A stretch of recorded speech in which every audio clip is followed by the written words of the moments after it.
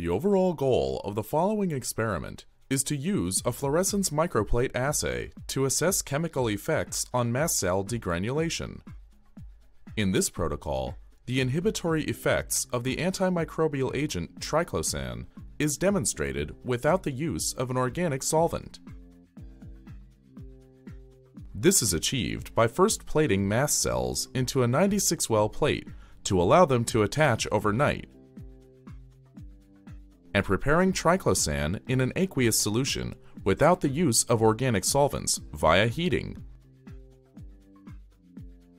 The concentration of the Triclosan solution is then rapidly determined using ultraviolet visible spectroscopy.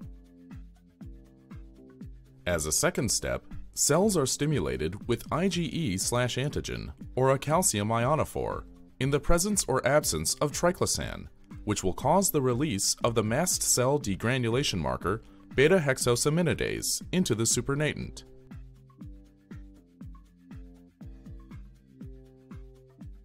The release of beta-hexosaminidase into the cell supernatant is quantified using a beta-hexosaminidase substrate,